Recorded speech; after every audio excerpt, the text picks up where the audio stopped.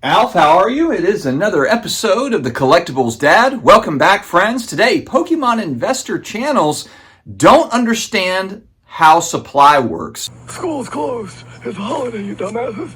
In collectibles. I'm not going to say all Pokemon investing channels or card investors or whatever you want to call it, speculators, but it does seem like there's some disconnect between actual supply of stuff, demand, and how that all goes together. Pokemon enjoys high demand on their product. The highest selling media property in the world right now.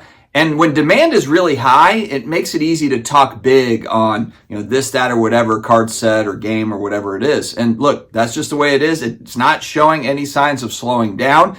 And so we're going to assume moving forward, and I do assume that, that's why I'm buying into it especially, is because I think demand continues on. I think there's a next generation of card collectors and game players and so forth that are going to come on, collect, and get involved in this space, absolutely. But none of this stuff is scarce. When we look at Pokemon card product, new product coming out, none of it is scarce. And we hear a lot of that, I think, on the YouTubes is, oh man, it's just you can't get it. You can't get it. The reason why you can't get this product is because we have a lot of sealed holders. We've got whales, we've got mini whales, and we've got casual holders of product. And a lot of them just send out little bits, little crumbs of product out and sell it off in small increments.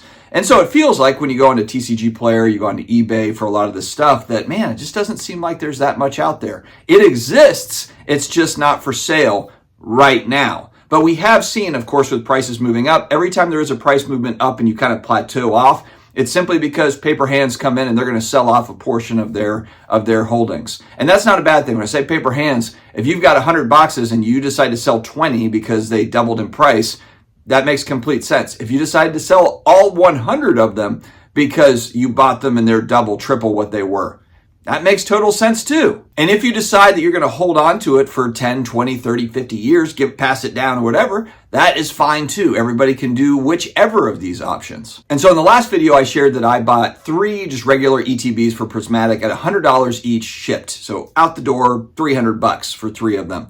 And I had a good comment from Catch 'em All Collectibles, kind of reminding me, and look, I fall into this bucket too at times. You kind of FOMO into this stuff, and I wanted to get in on Prismatic. I wanted to have some of it. Am I buying a pallet of it right now? No, I'm not. But Catch 'em All Collectibles had a great comment that was basically like, hey, they're going to reprint this stuff. If this goes the same way that really most all Pokemon card releases have gone, especially over the last 5 years, is that they will come down in price per pack. So if it's $10 a pack right now, maybe it comes down to $5, $6, $7 a pack. And that's completely realistic. Of course, there will be reprints. And for a lot of products that we've seen going back, the reprints just bring the price down, and that will be a buying opportunity for folks. The big question there will be, again, when those reprints hit and when those prices do come down, presumably. Maybe they don't. Maybe there's enough demand there just to eat it all up, but I highly doubt that. A big reason why I highly doubt that, even for a great set like Prismatic, which I plan on buying over the next few years,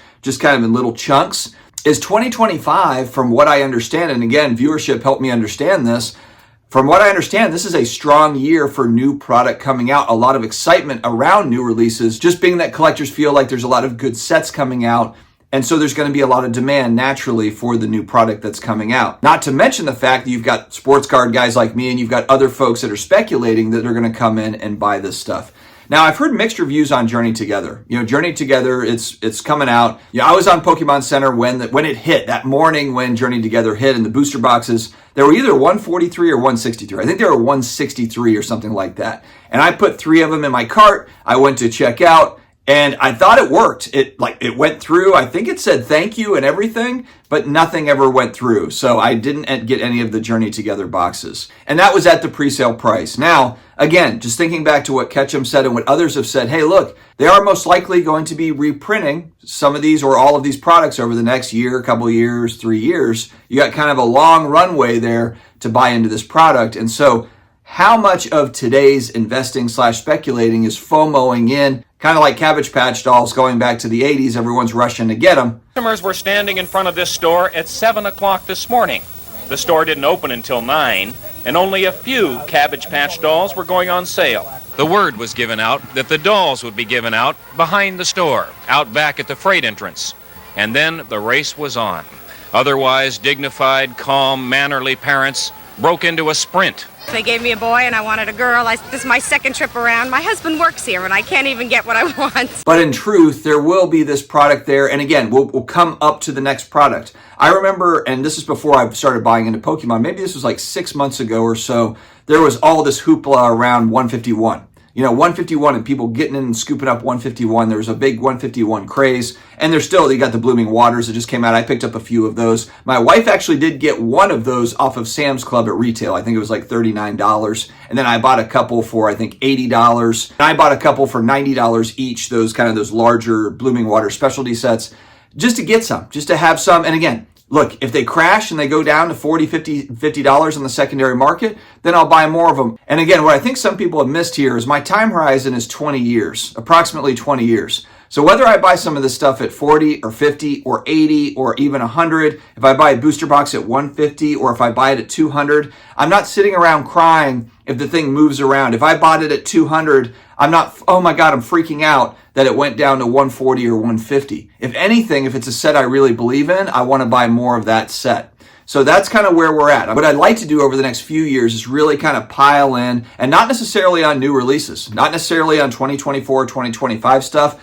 I bought a Sun and Moon booster box. I could very well add more of the Sword and Shield stuff, the Scarlet, Violet, etc. So yes, I do want some of the new product. I'll try to get it at retail. I'll try to get kind of as the reprints happen, if there's a reduced price, get into it. But I'm not going to fall into this FOMO thing where it's like, man, I got to get at this price point or, somebody else will. We've seen Prismatic cool off here over the last little bit. And on Arizona TCG on their site, that set is a great set. If you look at value of that set, now granted, the value could kind of come down over time, especially with reprints and more of those cards. There's just more supply. Again, more supply of those singles, more supply of the different products. The overall set value could come down, but I'm still a believer. And like I said in the last video, I really like the SIRs in that particular set. I just think they look really good. I think they're going to be popular cards moving forward if I'm comparing to other sets. People were making fun of me about, I bought some Vivid Voltage boxes at like $120 a box or something going back in December, early December. And that's part of the learning game. I'm happy to have some of it. I've got, I think, 6 boxes of Vivid Voltage. I'm not going to buy 1,000 boxes of Vivid Voltage. It's kind of a lackluster set for the most part, so that's not one that I really want to stockpile. To be honest, I would rather have cards that have cool hits like Prismatic, again, as we move forward, even though Prismatic obviously is a much newer set than Vivid Voltage.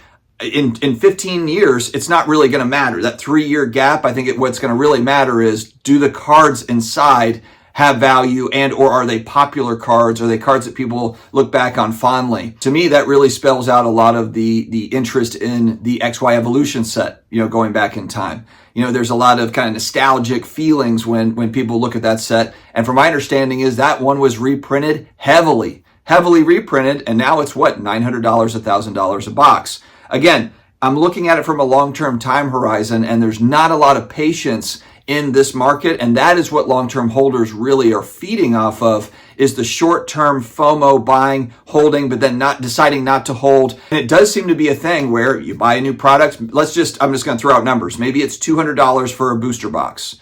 And then there's a reprint that comes and it kind of pulls back a little bit, and then it's, 140, 150. And then you have the dumpers, people that get out of it because they're like, oh man, this went down $50 a box. And maybe that person was excited in the moment and was like, oh, I'm going to be a sealed holder. I'm going to hold this forever. And then life happens, whatever. They just get into other things and they're like, maybe I just don't care about it that much. I'm going to cut my losses and move on.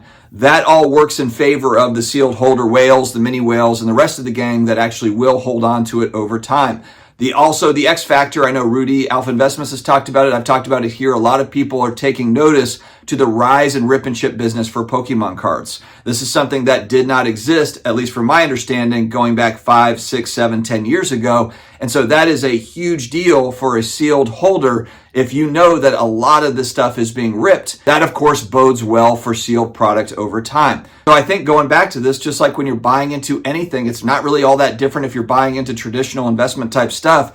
If you're buying and holding and holding and holding, usually over time you're buying into the right stuff and you're just kind of being consistent about it, it works out in your favor. Historically, Pokemon products have worked out in everyone's favor. Will there be a little bit of a shift? We will have to see. Tomorrow's never promised. There are no guaranteed results. Absolutely not.